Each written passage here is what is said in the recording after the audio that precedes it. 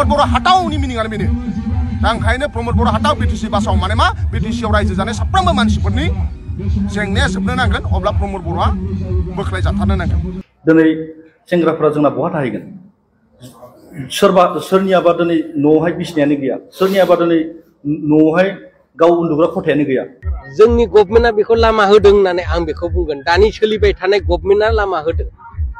बे गभर्नमेन्टखौ जायनाखि दैदेनबाय थादों बे दैदेनगिरिफोरखौ आं खावलायहरगोन जाहाथे बेफोरबायदि जाथाया जानो मोना जाति गुबुन गुबुन दिनफोरनि बादि मोननैसो आयदानि सायाव सावरायनो थाखाय नोंथांमोननि थाखाय मोनसे भिडिअ लानानै फैदों आसा खालामो नोंथांमोना भिडिअखौ जोबजासिम नायलांगोन होननानै। दा गिबि आयदायानो जाहैबाय माने दाखालि 5 तारिखआव जिहेतु क'क्राझार सान्दामारियाव थानाय NLFBनि डिजिगनेटेड केम्पखौ उथायनांसिगौ थानो मोनला होननानै जिहेतु पुलिस प्रशासननिफ्राय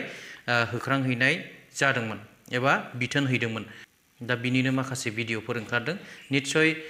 बेफोर जाथायाव सोरबा पलिटिशियानफोरनि बा सोरबा पलिटिकेल पार्टिनि बबेबा पार्टिनि निस्सय षड़यन्त्र दंथारो होननानै गोबां माने सुबुंफोरनि सायावनो बा रायजो राजाफोरनि सायावनो माने मोनसे सन्देह फैदों। दा बिनि गेजेरावनो मोनसे भिडिअ ओंखारदों बे भिडिअआ आरोबाव जोंखौ गोबांथार साननो गोनां खालामदों। दा थारैनो बे भिडिअनि बुंनाय बायदि सैथोमारब्ला जोबोद दुखुनांथाव जागोन बर' हारिनि थाखाय। दा बे भिडिअआ जाहैबाय बारग' NDFB बिग्राय नार्जारी बिथाङा खौरांगिरिफोरनि सिगाङाव माखासे खोथा बुंदों। बे बिराद दुखुनांथाव आं सासे संग्रामी हिसाबै संग्राम खालामबोनाय हिसाबै आंहा सेन्टिमेन्ट थानाय हिसाबै आं बेखौनो बुंगोन बे आनफर्चुनेट जोंनि गभर्नमेन्टआ बेखौ लामा होदों होननानै आं बेखौ बुंगोन दानि सोलिबाय थानाय गभर्नमेन्टआ लामा होदों बे गभर्नमेन्टखौ जायनाखि दैदेनबाय थादों बे दैदेनगिरिफोरखौ आं खावलायहरगोन जाहाथे बेफोरबायदि जाथाया जानो मोना जाति हिसाबै जोंनो नांगौ बिथांमोना दिनै जेनेबा सोरबा मोनसे पलिटिकेल पार्टिनि बेरेखा जानानै सोदोब दिहुनदोंब्ला बा खोथा बुंदोंब्ला बेफोरखौ जों गावनि बिदा फंबाय हिसाबै जों निमाहा होनांगौ आरो रावनिबो साननाय हनाया दिनै मोनसेजों थाया गाबोन जोंजों समफोर सोरजोंबा थागोन जाति बेंग्रा बिसोर गेजेरनि जानानै थांबाय थागोन। दा गेजेरनि जानानै सोरखौबा गोरोन्थि मावनायखौ नुनानै आसि थुनायावबो जुदि जोंनि दैदेनगिरिफ्रा बेखौ जुदि गनायलायनानै लानो हायाबा हजम खालामनो हायाब्ला बिनिफ्राय देरसिन गोरोन्थि जेबो गैया होननानै आं सानो सासे संग्रामी हिसाबै। आरो आं दहाय बुंलांदों जोंनि BTCनि दरजाया खुला जाबाय बे खुला जानायखायसो बिदि हाबनानै दिनै बेफोरबायदि बुंनो हादों खिन्थु बिथांमोना जे बाहाय सान्दामारि केम्पआव जे थानाया बोसोरसे बोसोरनिल' नङा आनखि बिथांमोना एकर्ड जानाय समनिफ्रायनो बा एसे उननिफ्रायनो दङमोन नंगौ एकर्ड जानायनि उनाव बिसोरो संगठन दादोंमोन संगठन दानानै बिथांमोना खै एक मास बोसोरसेबो जायाखै दे खै एक मास बा दा बोसोरबो जानो हागौ बिनि गेजेरावनो बिथांमोना जेन'बा गभर्नमेन्टजों सावरायलायनायनि गेजेरजों दिनैहाय सारेन्डारसो ना बेवले सिजफायारखौनो होननानै बुजिदों बा सासपेनसन अफ अपारेशनबो जानो हागौ सिजफायार आरो सासपेनसन अफ अपारेशन बाय फारागथि दंथ' बे फारागथिनि गेजेरजों मोननैनि गेजेराव मोनसे इरादरा हिसाबै जेन'बा बिथांमोना गभर्नमेन्टजों सावरायलायनानै एलायन्स हिसाबै थाफैदोंमोन जानांगौ बा थाफैदोंमोन। दा बिथांमोनहा जे समाव थाजेनदोंमोन बे थाजेननाया बिथांमोना गावसिनि चइस मथे आसि थुनानै जों बेयावनो थाथारगोन होननानै बिथांमोना थायाखै बेखौ आसाम गभर्नमेन्टआनो बिथांमोनखौ लेंहरनानै बबेहाय दोनथावा डिस्ट्रिक्ट हिसाबै डिस्ट्रिक्ट वाइसै बिसोरनो डिजिगनेटेड केम्पखौ मोननै होदों होननानै आं मिथिदों आरो नुदोंबो। बे ससे भिडिअखौ नायनानै रायजो राजा नोंथांमोना माबायदि हमनो हाखो प्लिज कमेन्ट सेक्सनाव लिरनानै हरदो। नाथाय दुखु गोनां बाथ्राया बेनो थारैनो बिथाङा बुंनाय बायदि खोथाया जुदि सैथोब्ला आरो बर' हारिया माब्लाबाबो खौसे जानो हानाय नंला आरो बर' हारिया जोंनि थांखिसिम एबा जोंनि हारिनि थांखिसिम जोङो सौहैनो हानाया जोबोद गोब्राबसै जायनि थाखाय दिनैहाय गुबुनफोरजों नाख्रेबजानाय एबा गुबुनफोरजों बाहायजानायखौल' जोङो नुबाय थानो मोननाय जादों। दा बे जानानै थांबाय। दा गुबुन मोनसे भिडिअआ जाहैबाय कास्टम बसुमतारी जाय BPFनि लाइमोन दैदेनगिरि बिथाङाबो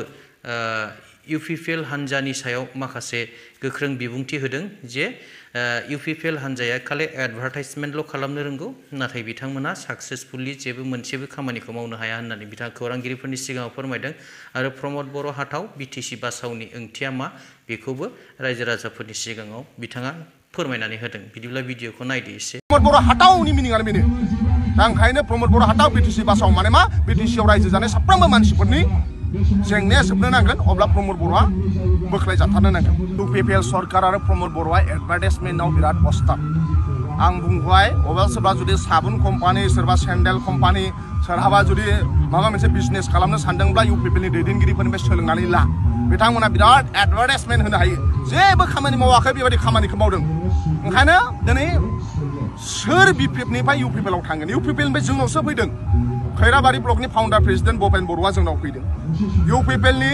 दैदेनगिरि तामुलपुरनि incharge general secretary Jiten Mosahary Pramod बर'नि जोबोद आंगो क्ल'समोन बिपिएफ दोलोआव फैदों दिनै दाखालि बावैसो सालबारिनि कनक डक्टर सिलाराय बसुमतारी आदा हानिफ आली बिथांमोना इउपिपिएलनि सेन्ट्रेलनि दैदेनगिरि बिथांमोना जोंनाव फैदों दा ओंखायनो बिथांमोना बखिबाय बखिथों नाथाय बिपिएफ दोलोआव हाबनो थाखाय इउपिपिएलनिफ्राय जोंनाव ट्रेफिक जाम जानानै दङ हाग्रामा सारा सम होनो हायाखै दिनै लाइमोनफोरा बिपिएफ दोलोआवसो फैदों मानो फैदों दिनै हाग्रामा महिलारि सारा गावनि थाखाय जुजियाखै जोंनि थाखाय जुजिदों बिथाङा बुंदों प्रमद बर' हाटाव बिटिसि बासाव दिनै हाग्रामा महिलारि सारा दुखु मोनदों जे जोंनि बिटिसिनि सासेबो कन्ट्रेक्टरफ्रा खामानि मोनला बिटिसिनि बाहेरानि कन्ट्रेक्टरफ्रा खामानि मोनो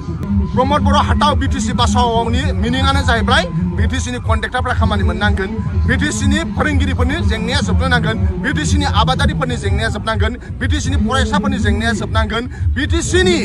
मोनफ्रोमबो जेंनाया जोबनो नांगोन ओंखायनो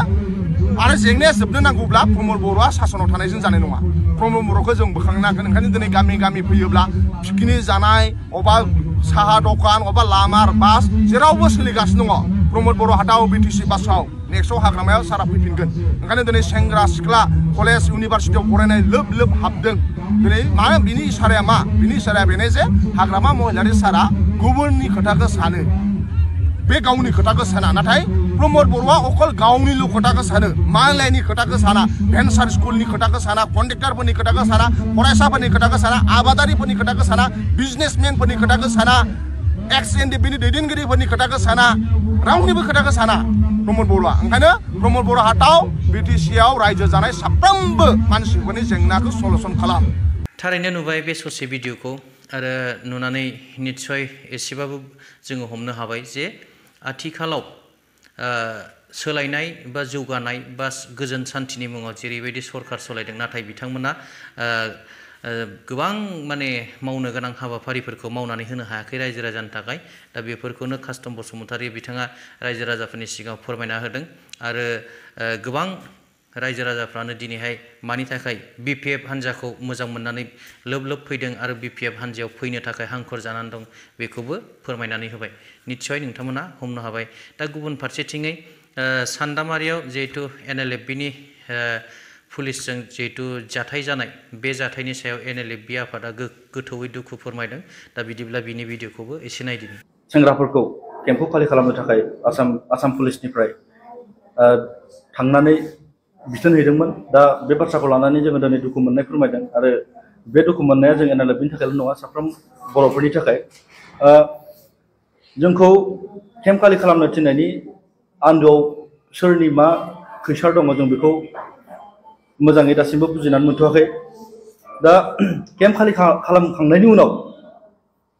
दिनै सेंग्राफोरा जोंना बहा थाहैगोन